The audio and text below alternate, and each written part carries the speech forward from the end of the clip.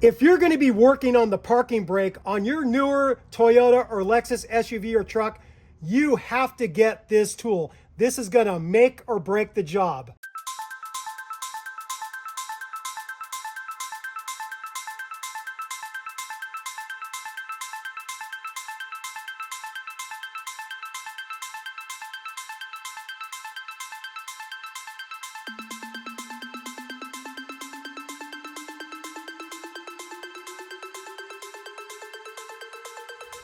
Welcome to Toyota Time with Timmy the Toolman and Sean. Today we have a special guest. His name is Dave. He's a buddy of ours and he owns Fugitive Off-Road. What we're going to show you how to do is deal with that parking brake that is on Toyota and Lexus SUV and trucks that have rear disc brakes.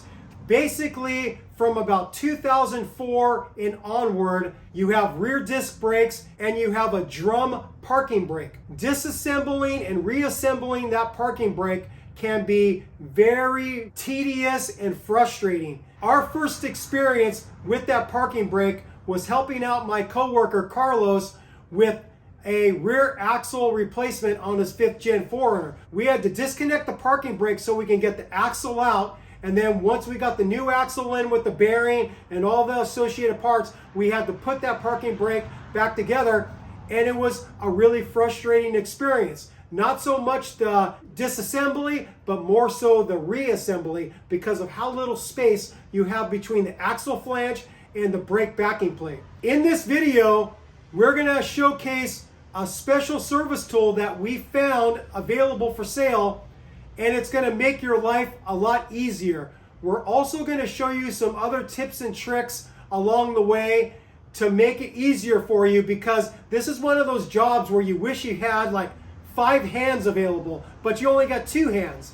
And unless you're like a monkey and you could grab things with your feet, you're going to only have 2 hands to deal with. So we're going to show you some little tips that we learned along the way to make this possible for you to do it all by yourself, and you don't have to get a friend over to help you out.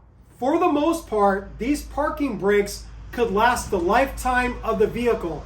The reason why they can last the lifetime of the vehicle is because they're not doing double duty like a normal drum brake system operates on an older Toyota or Lexus vehicle. The rear brake and the parking brake are doing double duty, and those pads will eventually wear down from you driving and braking. With this parking brake, it's not going to receive any wear unless you forget to take off the parking brake and you go driving down the road or go driving down the trail. That's one instance where you can wear down the shoes and now you have to replace them. That's one reason why you'll need to know how to do this. The other reason is, like we already stated, if you want to be able to do an axle seal or axle bearing job, you have to be able to know how to disconnect the parking brake and reassemble it afterwards. So those are the 2 reasons why you would want to know how to do this job. In the video description, we will link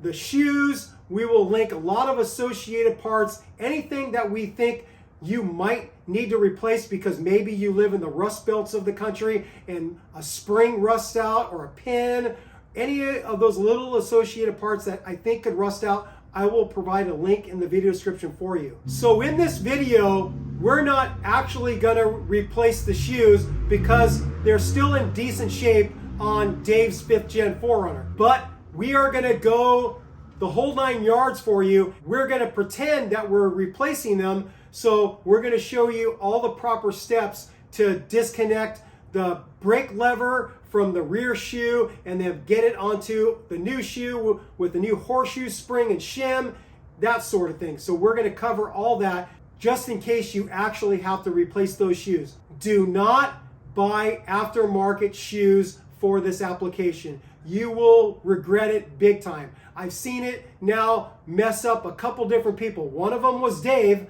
and then another one was a coworker that has a Sequoia.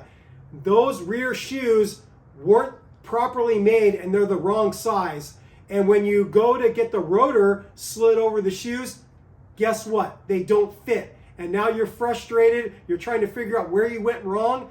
And where you went wrong is you bought aftermarket shoes. So if you're going to replace them, definitely buy OEM replacement shoes for this parking brake application. So there it is there. We're gonna get out to the truck and we're gonna get started with this job. Right now we have the rear end jacked up, supported on the axle housing with 6-ton jack stands, and we have wheel chocks at the front sides of the front wheels so the vehicle can't go anywhere because we're currently at a little bit of a slant facing downward. We're going to get the wheels off using my Milwaukee impact gun and a socket set that's made for wheel lug nuts.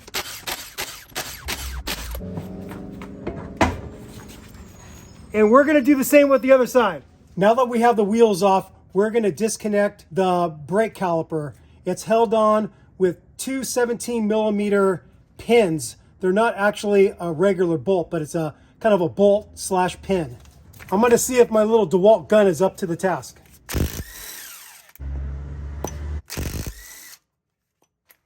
With both of the 17mm bolts / pins out, I'm going to slide this off, and then I'm going to use a caliper hook to hook it out of the way. And that'll be good for right now, right there. The next thing we're going to disconnect is this bracket that houses the brake pads. It's held on to the brake backing plate with 17mm bolts. The brake caliper was hanging in my way, so I released it from the hook and I've got it pulled up out of my way so I can get onto this top bolt. The gun wasn't up to the task. I switched to a breaker bar and I'm going to break free these 17mm bolts. Okay, they're both loose, so I'm going to switch back to the gun. And then this assembly is off, and you could just set this aside just like this. Unless you're going to be replacing the brake pads as part of this job, then you're obviously going to have to be doing something with this. Now we want to get the rotors off. If the parking brake was properly adjusted, you're not going to be able to simply pull this off because it's going to be locked in a little bit from the parking brake shoes. So the way you go about getting it off is you have to make an adjustment through the axle flange face. There's two holes here you see. One is to direct oil from the axle housing out this way. There's an oil deflector right there, and it's not a through hole. On this side, it goes all the way through. It goes in deeper. You have to rotate the assembly so the one that goes all the way through is right about at the 6 o'clock position. And that's going to line up with the star wheel adjuster. And you're going to be best off using a headlamp or other type of flashlight to look in there, and you can see that little wheel. In order to adjust the star wheel, I'm just going to use a regular flat blade screwdriver, about medium size, that will fit into the hole. What I'm going to be doing with the screwdriver is I'm going to be getting onto the teeth of the wheel. I'm going to be moving the handle this way, which is going to be pushing the star wheel down, not up. Use my headlamp to make sure I'm lined up, and then start turning it down.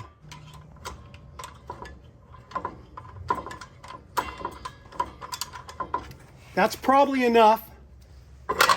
And there it is. So to give you a visual of what I'm doing is I'm coming in with the screwdriver and I'm turning the wheel this direction. And if I went up, that would be tightening. So you have to move the star wheel down. Next, we're going to disconnect the return springs. There's two of them, one for each shoe. And we're going to go for the outermost one first, which is connected to the back shoe, which is also known as the number 2 shoe. I'm going to use some needle nose vice grips and see if I can get a good bite on the spring and be able to push it towards the front of the vehicle and unhook it. There it is. And then I'll go for the other one. There we go. These needle nose vice grips are working pretty good. One thing that's really good to do before you get started with this job is take a picture as it looks before you start taking anything apart. And this way, if you get confused on the reassembly, you can reference those photos you took and jog your memory. Another thing is you only disassemble one side at a time. And the reason why you do that is you can use the other side as a template. So if you did forget to take pictures, you could simply go over to the opposite side and take a look at how the brake parts all look together, and then that will also jog your memory. But I would suggest doing both. Take multiple pictures on all sides, up, down, on both sides, and then disassemble just one side at a time so you have the other side to use as a template. Okay. Next, we're going to disconnect the front shoe, which is the number 1 shoe, and we have to release the hold down spring. This is where this awesome tool comes into play. We're going to rotate the axle hole to where it lines up with the spring. The way this tool works is it comes in here, it goes into the indentation of the front plate, and then I'm going to push in, rotate 90 degrees, and free the brake shoe hold down pin. An awesome idea that Sean came up with is if we put a magnet on the back side where the spring pin goes through, this is going to keep the pin from moving around on us and enable us to not have to have an extra set of hands to do this. So to give you a little orientation, this is the ABS sensor. This is the nut that secures it to the axle. Right there, you can see the head of the pin. We're going to put the magnet right in between the sensor and the pin to hold it in place. We got these affordable magnets on Amazon. We'll provide a link. So it fits right in there just like that. Now I'm going to go through the axle hole, get it aligned with the front plate of the spring. I'm going to push in, rotate, and there it is. It's disconnected. I'm just going to carefully pull these parts out. So I have the front plate, I have the spring, you have the rear plate, and this has the little hook that hooks into the brake shoe right here. And for right now, we're just going to leave this pin where it's at. We're not going to worry about that right now. So now that this hold down spring is disconnected, I could remove this shoe. But when I start to remove the shoe, a couple things are going to fall out. If we go below, you're going to see the star adjuster, and then behind the star adjuster is another return spring that attaches to both shoes. As I rotate the shoe out of the backing plate, I'm going to be paying attention and grabbing these parts. So I'll pull it out, rotate it down smoothly, and the star adjuster is going to fall out. So I'm going to pull it out just like this. And then you see the spring right here, and I think that spring was wrong. Actually, the spring should go in from the back towards the front, but it doesn't really matter. I'm going to unhook it. And so now the front shoe is disconnected. And you'll see what I'm doing here. I'm going to lay out the parts just like I took them off. So it jogs my memory so I don't forget how it all goes together. With this star adjuster, it's more than just one piece. It's got this little front piece that slides out, and then it's got the piece right here that screws in. So this is the proper orientation. The side that screws in goes towards the back of the vehicle. The side that removes goes towards the front of the vehicle. Another thing we can remove now that the front shoe is out of the way is this parking brake shoe strut.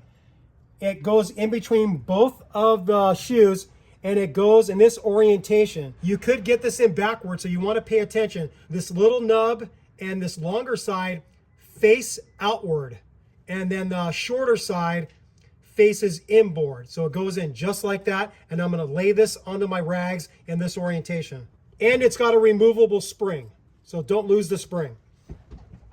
You can see that the hold down spring pin is still here. We're just going to leave it there for now, but I am going to remove it before I start cleaning. I'm going to get in here with brake cleaner and a rag, and I'm going to clean this up all really nice because there's grease points that the factory service manual recommends to grease so the shoes can contract and expand smoothly along the backing plate. So now we're going to disconnect the rear shoe or the number 2 shoe. I'm going to rotate the axle and align the hole with the hold down spring.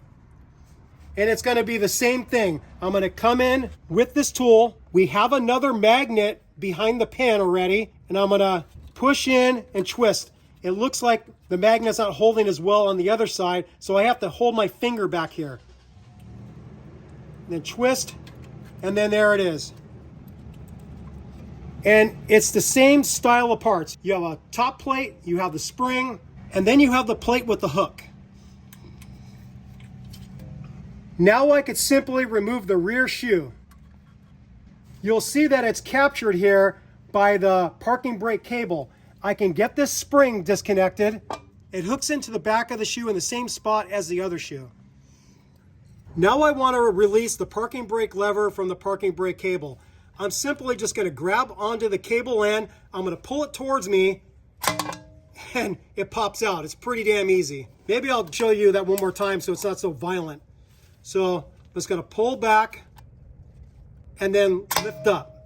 That's all there is to it. And so now all the parking brake parts are disconnected with the exception of the parking brake cable. And you're usually not going to have to deal with the parking brake cable unless maybe you live in the rust belts of the country and it's so rusted and it's not moving freely that you have to replace it. But for us, we don't have to deal with that. We're not going to replace these shoes for Dave because they're still in good shape, but we are going to show you how to disconnect the parking brake lever from the rear shoe in case you have to replace these shoes for whatever reason. Mainly, you forgot that you left the parking brake on and you totally smoked the pads.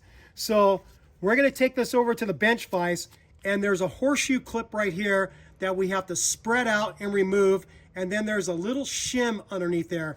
And so you basically remove the horseshoe clip, you can pull this assembly with the shim off, and then you just transpose these parts right back over to the new shoe. We cleaned this up a little bit with the brush so you can see it better. My technique that I like to do is I use a small pry bar. You could use a big flat blade screwdriver, and I'm going to drive it right in between the sides of the horseshoe clip. And it might turn on you.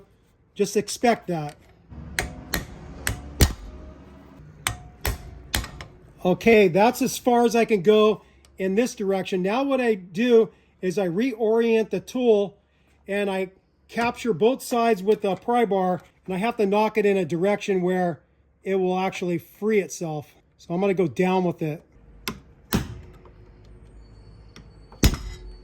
So now that we have a little bit of daylight, I'm going to turn the horseshoe clip this way so when I pry against the pin with the screwdriver, I can pry it out.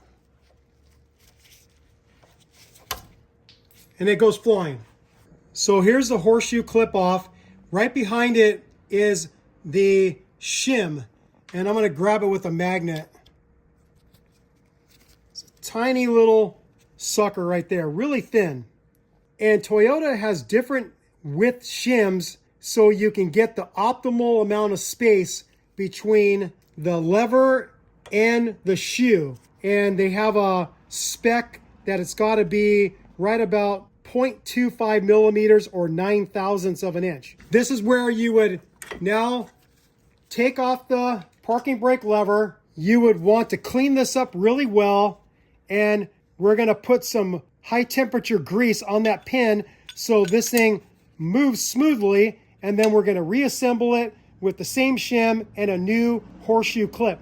Toyota does not recommend reusing those horseshoe clips. They are considered a non-reusable part. So we're going to clean this up and we'll come back.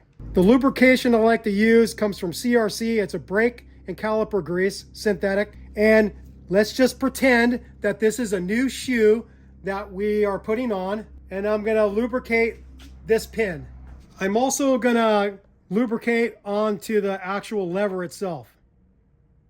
I'm going to slide the lever over the pin. I'm going to put the original shim on next. And then I have to get a new horseshoe clip. I'm going to slide the new horseshoe clip into the slot. So we've got the clip held firm with the needle nose vice grips. And I'm going to come in with a slip joint pliers with it open to the farthest point. And I'm going to get onto the ends of the horseshoe clip and squeeze them together. And then I'm going to readjust and bring the pliers in tighter and finish it off. There it is. According to the factory service manual, the gap between the lever and the shoe should be less than 0.25 millimeters or 9/1000ths. This is a 9 thousandths or 0.23 millimeter feeler gauge. I'm going to see if I can get it in there. And it's kind of tight. So let me try a 8 thousandths and see if that goes in. Yeah, it sort of goes in, at least in one spot. So it's about 8 thousandths, and that's less than 9 thousandths, so I guess it's good. We're going to put links to all the different thickness shims that Toyota offers for this application, but it's kind of my opinion, whatever shim that was originally connected to the OEM shoe, just reuse that one, and as long as this pivots smoothly, which this one does, you're probably okay with the original shim. So what are we thinking? Like, you get a different brake pad and it's manufactured a little bit differently, and so you might need to change out your shim, or? Well, yeah, maybe there's some variation of the thickness of the actual shoe right here. Or maybe how far the pin itself, like how much they press the pin in. Because it's all about how far that pin sticks out. It doesn't really matter the thickness of this. Yeah, but if the pin is fully buried on the back, though, it only could be one direction. Maybe there's different pins that they've used, different manufacturers. Yeah, so this is a 7 thousandths, and this one fits in a lot easier. So, whatever. It's less than the spec, which is what they said, so we're good to go with this part of it. So now I'm just going to use some brake parts cleaner, and I'm going to spray the backing plate and clean up everything really nice.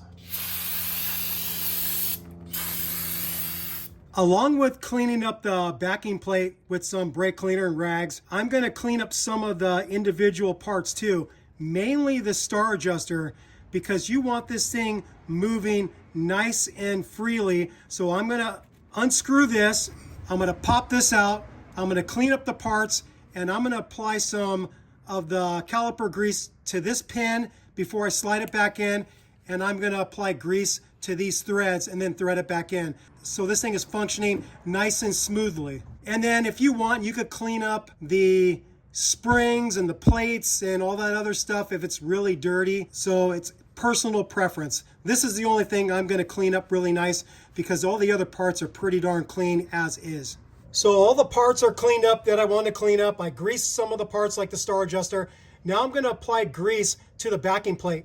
You'll see little raised spots, and it might be hard to see in the video, but you'll see them.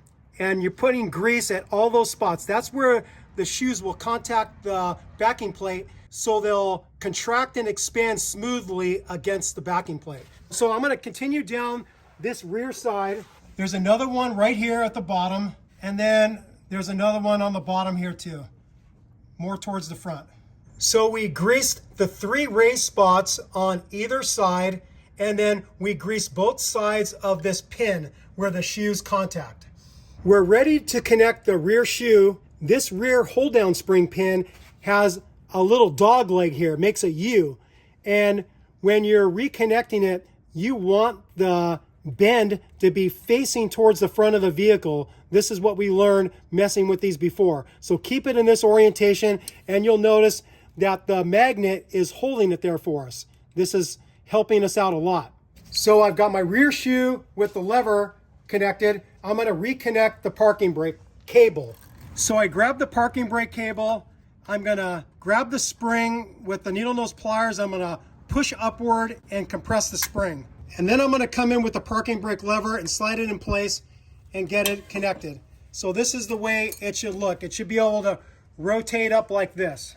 This return spring on the bottom goes on the back side, on the inside of the star adjuster. So I'm going to hook this in next. If you look behind here, I'm going to hook the spring, and I'm going to face the hook towards the inside like that. And I'm just going to let that dangle there.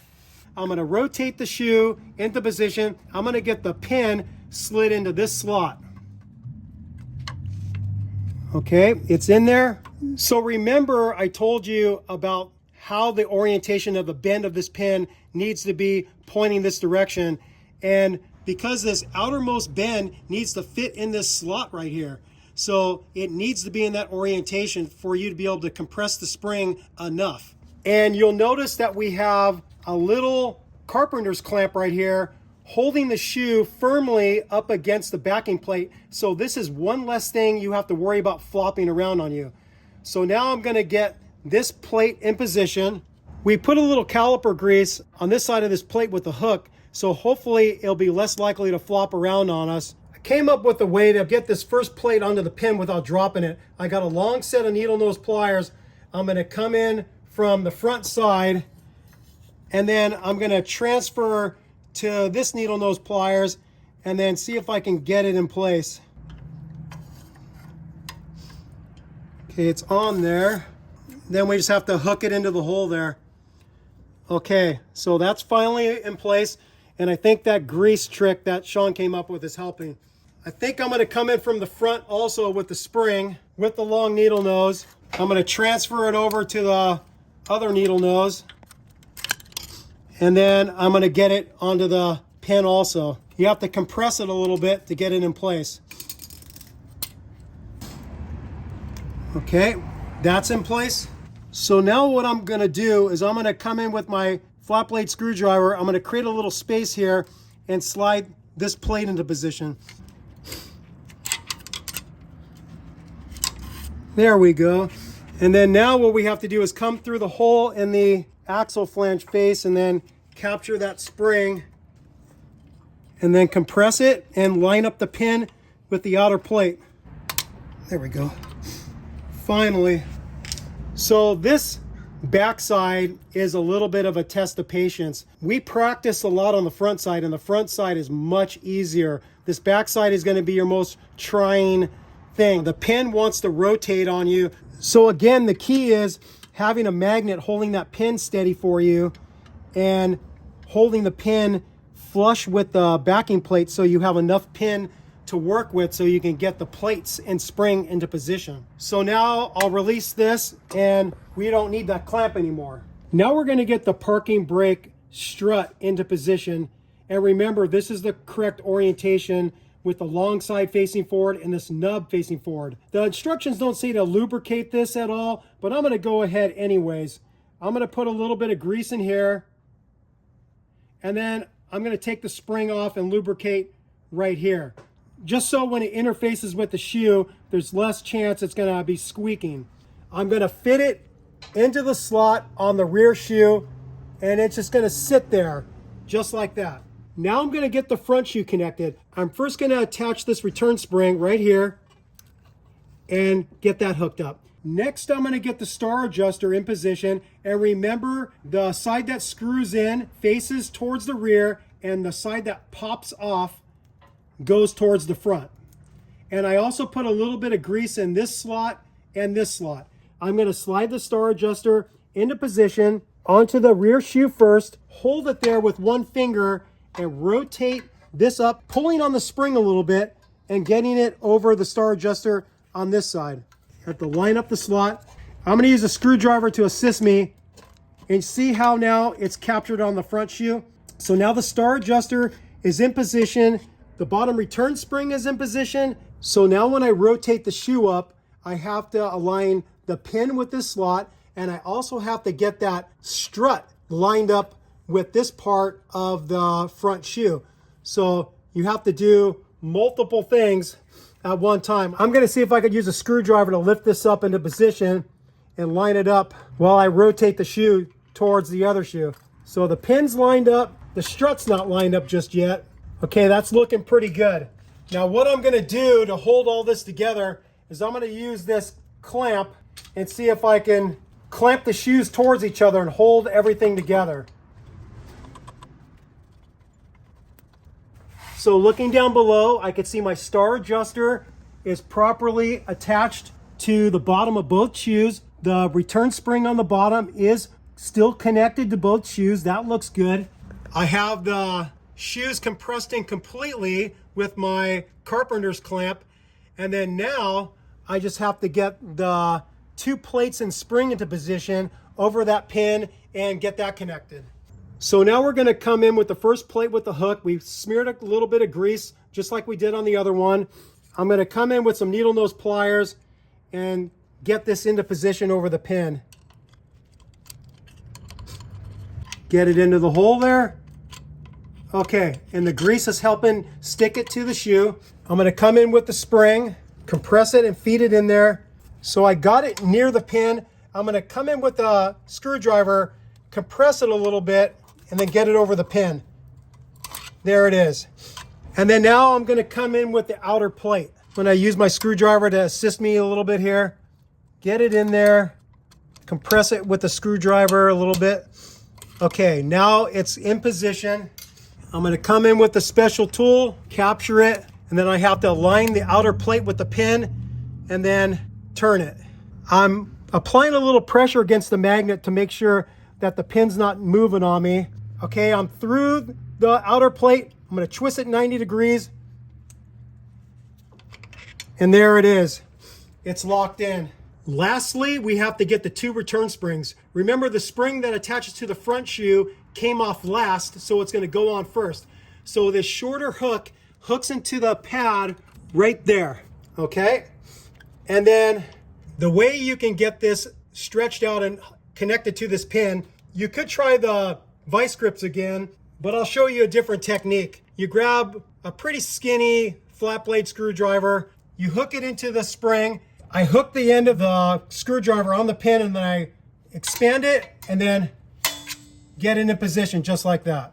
So now for the rear return spring. Again, we have to hook it into the shoe. Use my screwdriver to help me hook it in there. Okay, that's hooked. So now I'm going to use the screwdriver trick again. I'm going to lever the spring into place. Just like so. Good job. Yeah, right. Now that everything's back together, I can remove my carpenter's clamp. And then I'm just gonna get in here with my headlamp and take a second look, make sure everything looks good. I got my 2 return springs properly connected to the pin and to the shoes. I'm gonna take another double take on these hold down spring plates and make sure the pin is captured properly into each one. I'm gonna rotate it and look through. Take a look at the other one. That looks good. I'm going to look down below, make sure the star adjuster's in place and the bottom return spring is in place. And then another thing I'm going to take a look at is make sure that this strut right here is properly attached to both shoes, that it's in the groove, man. So that looks good also. So this parking brake is now all properly reassembled. Now, because I wasn't careful enough with my dirty, greasy hands, I ended up getting some grease on the shoes, which isn't ideal, so I'm gonna clean it up with some brake cleaner. I cleaned up the inside with a little bit of brake cleaner too, and I'm gonna slide the rotor on. Now I'm gonna get a couple lug nuts in place to keep the rotor firmly against the face of the axle. Now we're going to do the adjustment of the parking brake. The factory service manual has some really convoluted way to do it. Get underneath the dash, disconnect the parking brake cable, all this weird stuff. We're going to use some of the information, but definitely not do anything with the cable. So we're going to do all the adjustment right at the brakes themselves. I'm going to tighten the star adjuster through the access hole to where I can't adjust it anymore. It's going to be totally tight and the parking brake will be locking up the axle and I won't be able to turn it. So I have to push the wheel upward away from me.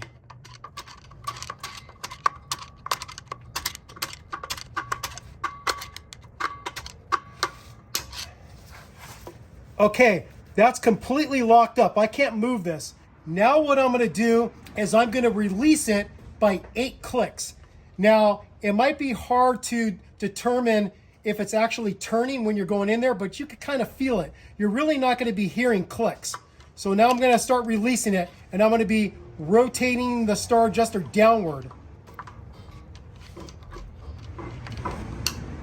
Okay, that's about 8 clicks, and now I could see that I can move it. So now what we're going to do is we're going to get into the rig and we're going to apply the parking brake. And a properly adjusted parking brake, you should get 5 to 7 clicks from the parking brake pedal. So let's try that.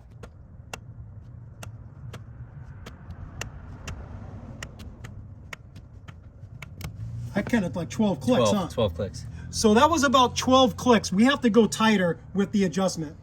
So I'm going to go back up away from me. I'm going to try 2 clicks on each side.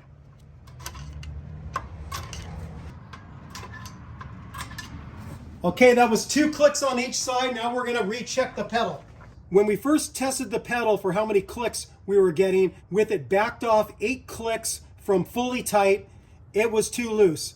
So then we tightened it up a little bit on both sides, a few rounds, and we finally got to the point where it's backed off 3 clicks from fully tight. When Dave pushes on the parking brake pedal, it starts to feel nice and firm at 7 clicks. But if you mash it, you could get more clicks out of it. But I think the key is that a properly adjusted parking brake means when it's off, you can still turn this like I'm turning it now. And when you press on the brake pedal, it starts to feel nice and firm at about that 5 to 7 clicks, which it currently does. So we're happy with the adjustment of the parking brake for both sides. Now we're gonna get the disc brakes reconnected and everything torqued to spec.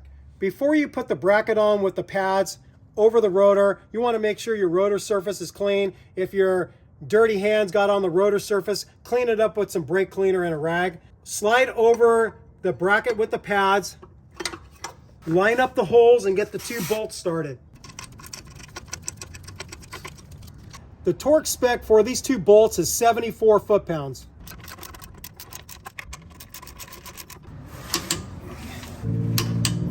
Okay, those are both torqued to spec. Now I'm going to slide the caliper over the pads and then get the caliper pins or bolts into position. This is something you want to lightly grease with some of your caliper grease. You don't need a ton. And then install it, and you have to make sure it goes through the rubber boot here too. Okay, that one started, and I'll grease this other one a little bit too. Okay, they're both started. The torque spec for these caliper bolts is 66 foot-pounds.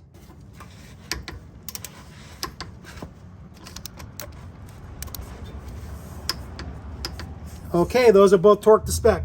Now we're gonna get the wheel back on. We're gonna get the lug nuts snug. We're gonna drop it to the ground, and we're gonna torque the lug nuts to 85 foot-pounds. All right, we are all done with this job. Even though we had a good head start and we tested out some techniques in advance, it still was a little bit of a struggle. A lot less of a struggle than when we did it the first time when we were doing the rear axle seal and bearing job on my buddy Carlos's 5th gen. But with the techniques we employed, it was a much easier job than it was the last time we dealt with this. Without a doubt, what we showed you in the video is gonna help you complete this job with a lot less frustration. But you probably are still gonna experience some level of frustration based off of how tight it is between the axle flange and the backing plate, and getting in there with the hold down springs and the plates. It still is a little bit of a test of patience, but hopefully by using the techniques we showed you, by getting the parts into position with needle nose pliers and doing the other things we showed you, hopefully it's going to be much less frustrating for you, and you'll get it back together with most of your sanity in check.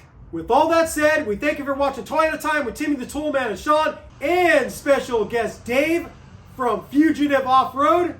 Thank you for watching. Thank you for subscribing. If you haven't subscribed yet, what are you waiting for? Click that subscribe button and also click on that notification bell if you'd like to be notified when we put up new content on our channel, which we are always putting up new content on our channel. So click that subscribe button now. Peace out. Happy wrenching, sick mods, and sick and less frustrating parking brake replacements on your newer Toyota or Lexus SUV or truck with rear disc brakes. Bye bye.